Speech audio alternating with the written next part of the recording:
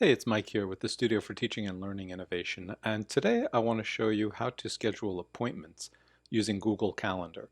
Now, if you aren't familiar with Google Calendar, you don't need to be. All you need to do is use it to schedule student appointments, and I'll show you how to go through that. So we're going to be using the Google Calendar that's associated with our William & Mary username and password, and to get there, you can just go to gsuite.wm.edu and log in with your credentials. After you've done that, you can go ahead and click on the waffle here on the right-hand side to get to your Google Apps and choose Google Calendar. And that's what I've done here already. So I'm going to go ahead and I think that the default is to go by month. And you can change the default view of your calendar very easily. Here next to the waffle, you'll see month, week, and day. And I'm just going to leave it as week. I think that's the easiest way to see it. So let's say that I wanted to create a Google Calendar sign-up sheet for a class that I'm teaching. So I'm going to go ahead and create a class. You'll notice on the left-hand side here, I've got my calendars, and I've got that minimized right now, so you don't have to see that. But I've got this other calendars. And I'm going to click on the plus here and create a new calendar for my class. So I'll call this Mike Bloom's new class. And I'm going to hit create calendar. And the next thing I'll see after I've created the calendar is you'll see that Mike Bloom's new class shows up here on the left hand side. And so now I can hide that from the list or I can just look at it. So it's all set to go. And now I'm just going to go back. So if you see I've got the settings button here at the top left, if I click on the arrow it'll take me back to my calendars.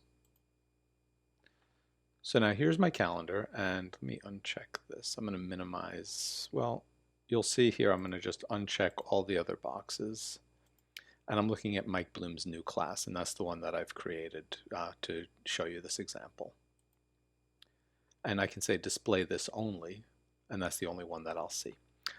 So now you notice I want to create an appointment block for, let's say, from 9 a.m. to noon on Thursday, February 4th. So to do that, I'll just click on the 9 a.m. slot on Thursday, and it'll pop up. And I can add a title, and I'll say student meetings. And I'll choose appointment slots as the type of event.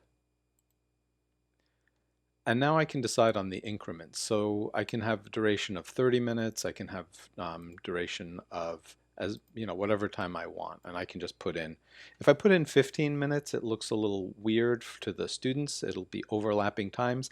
So for this illustration, I'm just going to show you 30-minute slots.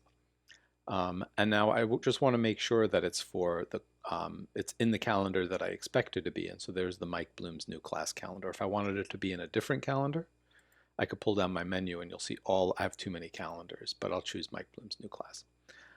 So there's 30 minutes, and now I want to change how long it's going to be.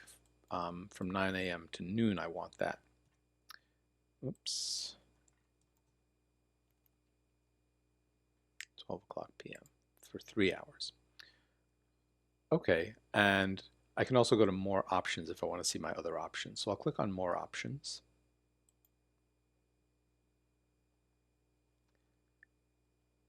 And you'll notice this takes me to the full details. So I could add a location if I wanted to here. I can even add my Zoom room. And then students will know exactly where to go. And that's it. I can hit save. And now you'll see there's that block. And it'll look like a block for me. But now if I click on it, you'll see I can go to the appointments page for this calendar. And I'll go ahead and go to the appointments page. And now here it is, the student meetings. And I can click day if I wanted to see just the day. And this is on Wednesday right now, so I'll go to tomorrow. And there's that group of student meetings. And now I can send this link to my students. And I could just click on this link and copy it. And I could paste that into my Blackboard site or whatever, and then they'll know how to sign up. I'll create a new content area.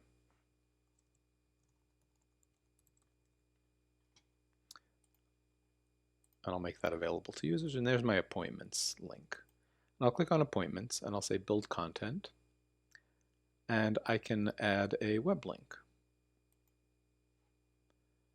And I'll say student meetings. And I'll just paste the URL in there. And I can say submit. And then there's that student meetings, and when the student clicks on it, it'll take them to the student meetings page, and then they can go ahead and find a time that works for them.